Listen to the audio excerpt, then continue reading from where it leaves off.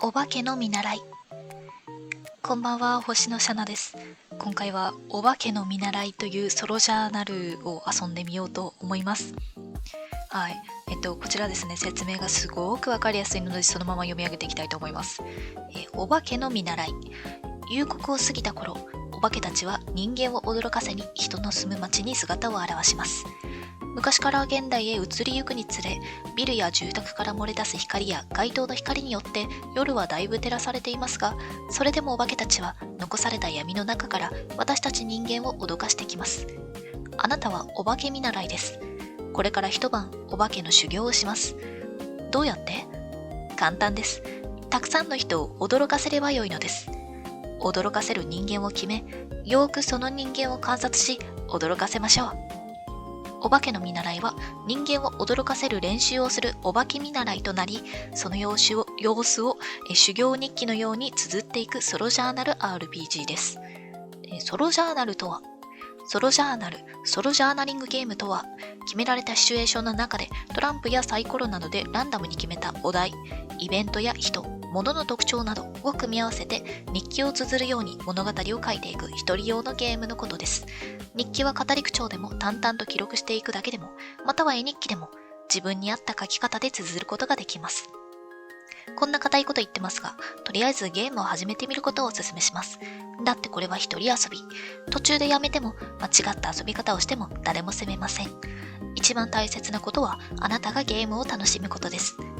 もし今ここを読んでくださっている方は、ソロジャーナルという言葉だけでもぜひ覚えていってください。というわけで、完璧な説明をシナリオ側でしてくださっているので、私はもうこれ以上何も言いません。はい、というわけでゲームを始めていきますよ。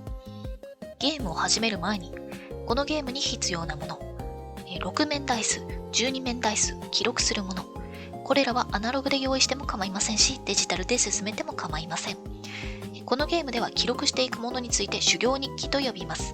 お化けたちは修行日記をつけながらお化けの修行に挑みます。今回はですね、ダイスはアナログで振っていきます。で、記録するものなんですけど、いつもはね、ちゃんと文章を書いたり、ノートにメモ取ったりとかするんですけど、この音声自体を記録としてちょっと残していければなというふうに思います。初めてプレイする方へ、まずはお化けの見習いを開いてくださりありがとうございます。こちらこそそれはありがとうございます。そしてゲームの流れを読むとわかるのですが、初めてソロジャーナルをする方にとっては少しだけ長いかもしれません。ということで、ちょっと長いなと感じたときはクイックスタートとして以下のような遊び方をしてみてください。なるほど。お化けになる、知っている、または好きな妖怪を選ぶ、夜の始まり、フェーズ1から3の中で1つ選んで行う、人間表の中からイメージしやすい人間のいるフェーズを選ぶから夜明け。なるほど、クイックスタートまでやってるんですね。素晴らしい。じゃあ早速お化けになるか。お化け作り。まずはあなたがどのようなお化けかを決めましょう。お化けはどのような種類の妖怪でしょうか。あなたが好きな妖怪がいれば、その妖怪を参考にして決めても良いでしょう。または下の妖怪表から好きな妖怪を選ぶ、または12面ダイスを振って決めても構いません。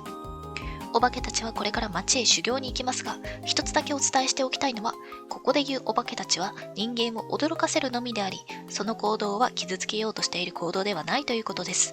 いや、すごく大事ですよ。じゃあ、待って、説明がまだあるわ。びっくり度。あなたがどれぐらい人間を驚かせられるかの能力値です。この能力値はお化け判定で使用します。判定とかあるんだ。詳しくはゲームの流れの中で紹介します。ここではどのお化けも最初は1から始まるということだけ覚えておいてください。はい。じゃあ、12面ダイスを振って妖怪を決めていきますよ。今回は私は何になるのかな？9番。化けだぬき。化けだぬきですって。じゃあ私はタヌキとしていろんなものに化けて驚かしていきますよ。ゲームの流れ。ゲームは基本以下のように進行していきます。夜の始まり、フェーズ1、フェーズ2、フェーズ3、夜明け。なるほどね。わかりやすい。夜の始まり、日が暮れ、街に潜んでいたお化けたちが人を驚かせるために姿を現します。あなたのお化けが意気込んでいる様子や人間を待つ道の描写をしてみると良いのかもしれません。私は化けだぬき。いや、でもなんか案外小心者かもな。なんかタヌキ系のキャラって結構分かれる気がする。なんだろうな、めちゃめちゃでっぷりしててさ、すごい、堂々としてるやつというか、のんびりしてるやつというか、表現が難しいんだけど、いるよね、みたいなやつとさ、僕なんてできっこないよ、みたいなタイプの小心者タイプ。どっちかっていうと、小心寄りじゃない？小心寄りというか、天然っぽいかも。ポケットしてそう。ポケットしてて、気づいたら、みんな周りやっとるやん。ほな、ワイもやるか、みたいな感じで、多分挑んでくんじゃないかな。フェーズ1から3。各フェーズは以下のように構成されています。1、驚かせる人間を決定する。人間表から自分で選び、または6面ダイスを振り驚かせる人間を決めます。少しだけ人間を観察したり、どのように驚かせるか作戦を立てても良いかもしれません。例えば、人間はどのような見た目をしているでしょうか？どのように歩いているでしょうか？ビクビクしながら堂々と。その人間はどんな風に驚かせたら転がってくれるでしょう？徐々に忍び寄って突然目の前から。うわー、ジャンプスキャアはやばいぞ。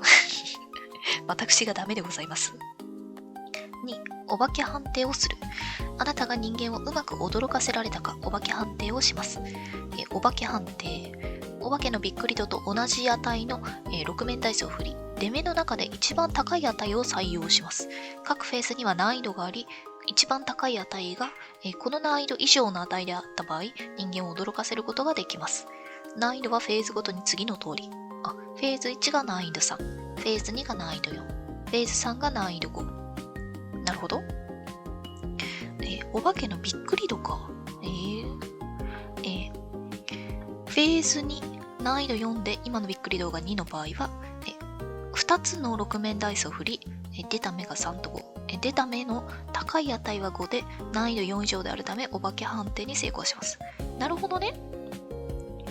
さっきのびっくり度は、1から始まってるから、とりあえずは最初は1個振ればいいってことか。なるほど、なるほど。で、3、驚かせた時の描写をする。驚かせた時のあなたの行動と人間の反応について描写してみましょう。もしかしたら人間視点で描写しても楽しいのかもしれません。また今回の驚かせ方について振り返りをしても良いでしょう。このタヌキね、あんま真面目じゃなさそうよね。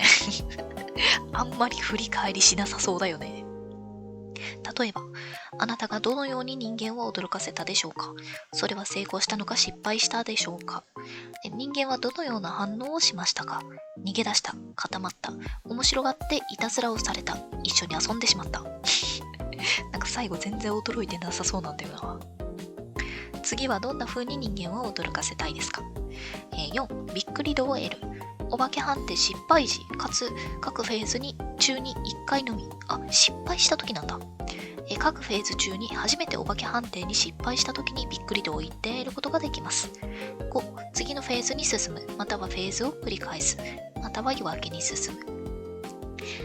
各フェーズについて、どのフェーズから始めても、またはどこかのフェーズを繰り返しても構いません。さらにフェーズ1や2で夜明けに進み、ゲームを終了することもできます。しかしフェーズを遡ったり、同じフェーズを繰り返して何度もびっくり度を得ることはできません。なるほど。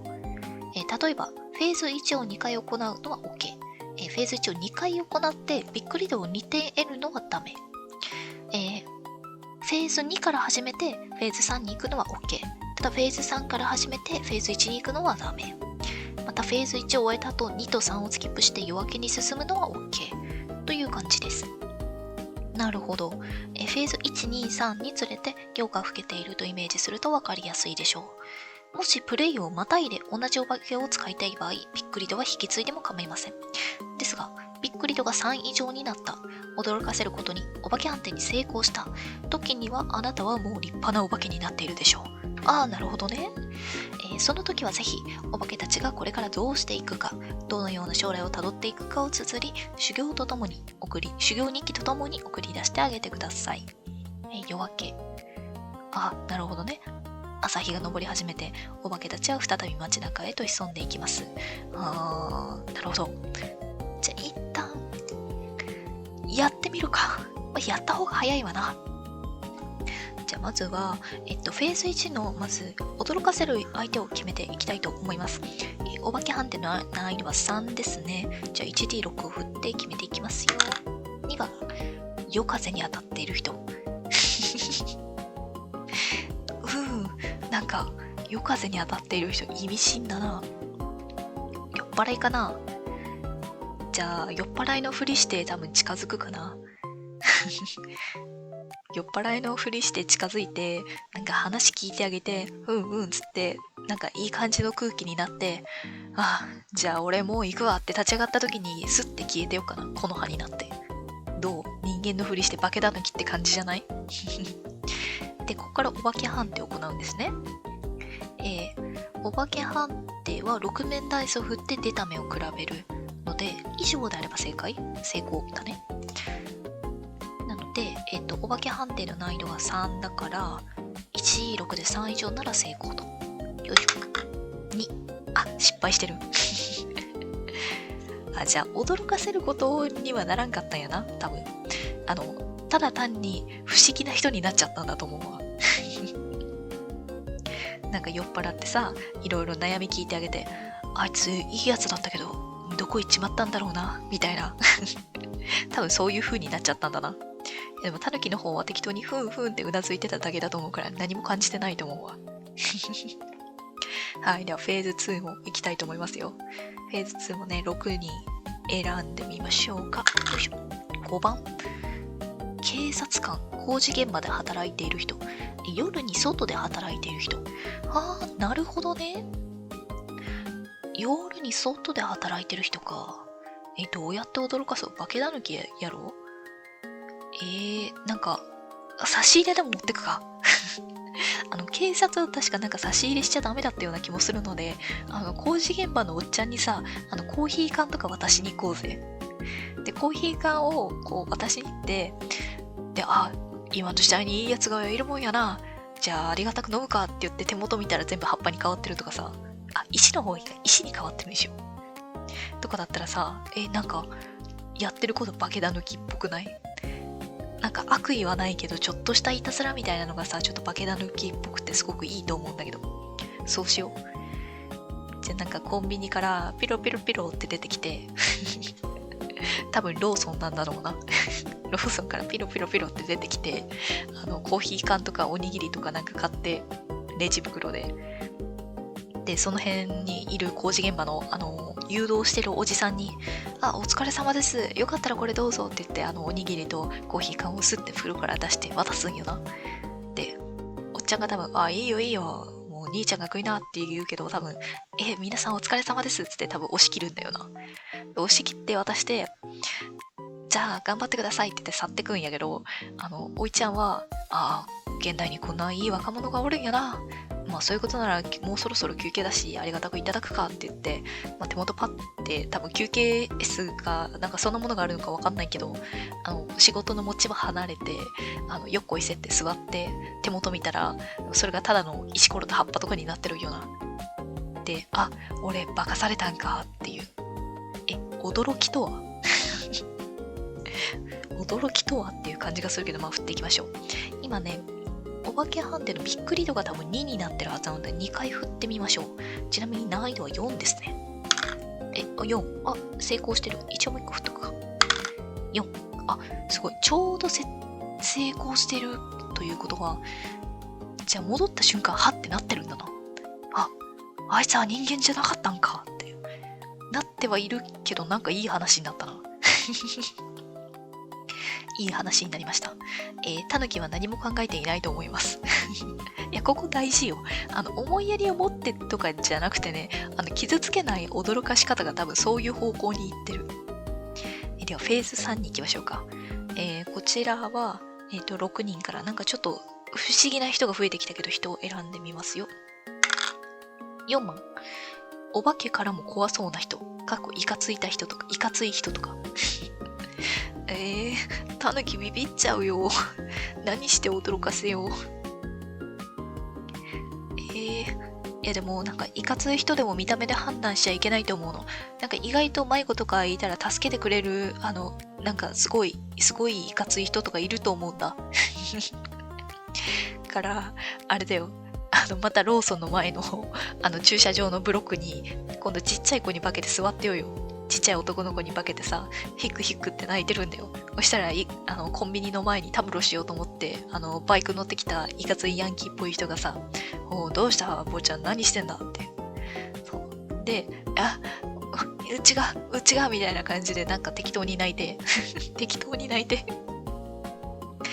そしたらなんか多分お兄ちゃんがよいしょって抱えてくれるんだよ。いや、フィクションだからね。そう。フィクションの話なので抱えて、そうか、なんか、どっか探してみっか、つって、コンビニなんかぐるっと回って、コンビニの外周も一周ぐるっとしてくれるんだよ。で、こんな夜中に人なんかいねえわな。おめえ母ちゃんどこ行ったよって多分一生懸命喋りながら探してくれるんだけど、なあって言って向いたら、めちゃめちゃすごい煽り顔のタヌキが胸元にいる。で、化けタヌキはスッて去っていくみたいな。驚きとは。まあいいでしょう。で、お化け判定難易度5でやっていきますよ。2回振るからね。4。失敗してる。3。失敗だ。ということは、やっぱ驚きはしねえんだ。いかついから。じゃあちょっと切れてるかもな。なんだよ、あいつ、化けタヌキかよ、みたいな。化けタヌキかよとは言わないな。気のせいかよ、みたいな。幽霊？でも、お化けにビビらなそうだもんね。幽霊かよ、みたいな感じで、ちょっと切れ散らかしてんだろうな。多分、タヌキは物陰でビビってるんだろうな。